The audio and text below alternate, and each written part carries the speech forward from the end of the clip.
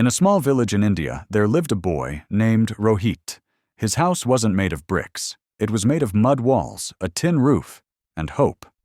Rohit's father worked as a daily wage laborer. Some days he found work, some days he didn't. His mother stitched clothes for people in the village. And his little sister went to a government school. They were poor. Not because they were lazy. They were poor because life had never been fair to them. But what hurt Rohit the most wasn't hunger. It was humiliation. Every morning, Rohit walked to school wearing the same faded uniform. His shoes were torn. His backpack was patched up with old cloth. And every day, the same boys laughed at him. "Look at him. He smells like poverty. Why do you even study? You'll end up like your dad." Poor people don't become officers. Even teachers sometimes ignored him. But the worst day came when Rohit saw something that stayed in his heart forever. One afternoon, his father went to collect his wages from a local contractor. The contractor looked at him and said loudly, "Your kind should be grateful you even get work." Then he pushed Rohit's father in front of everyone. People laughed. Nobody helped. Rohit stood there frozen. His father didn't fight back. Not because he was weak, but because poor people know the world punishes them even for defending themselves. That night, Rohit didn't cry. He sat silently, staring at the ceiling, and said one sentence to himself.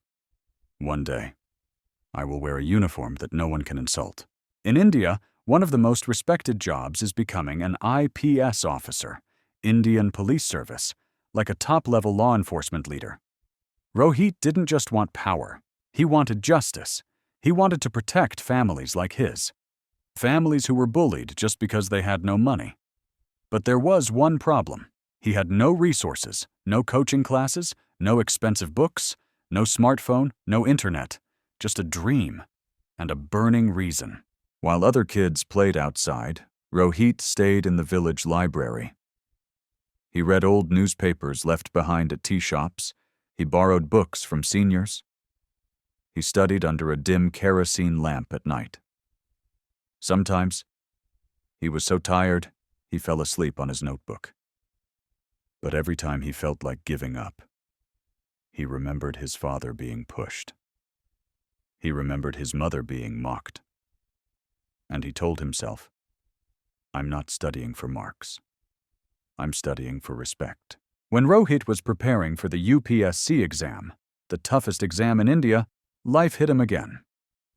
His sister got sick. The family had no money for proper treatment. Rohit looked at his books and felt his heart break. He thought, maybe I should quit and start working. That night, his mother walked into the room. She didn't have money to give him. She didn't have advice from big schools. She just placed her hands on his head and said, "Son, we may be poor, but we are not born to stay powerless.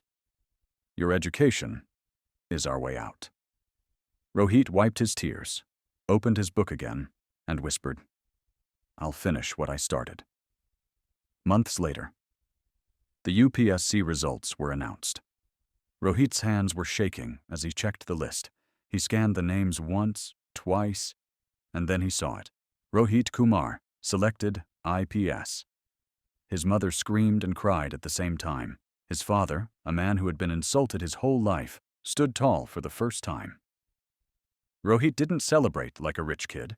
He simply closed his eyes and said, "This is not my victory. This is the answer to every insult." A few months later, a police vehicle arrived in the same village. People gathered. An officer stepped out. Straight posture, confident eyes, uniform shining in the sun. It was Rohit, the same boy they once laughed at, the same boy they once called too poor to succeed. The bully boys stood silent. The contractor who once pushed his father couldn't even look him in the eye. Rohit walked to his old school and spoke to the students. He said, "If you're poor, people will try to convince you that you are small. But poverty is not your identity. It's just your situation." Then he looked at the boys sitting in the back. Quiet, ignored, just like he once was. And he said the words that changed everything. Study so hard that your future becomes your revenge. Not revenge to hurt others, but revenge to prove you were never weak. That day, Rohit didn't just become an IPS officer. He became proof of something bigger. Your background does not decide your future. Your discipline does. So if you're a boy who feels behind, if people make fun of your clothes, your home, your struggles, remember Rohit, and remember this: the same world that laughs at you today will respect you tomorrow if you don't stop studying today.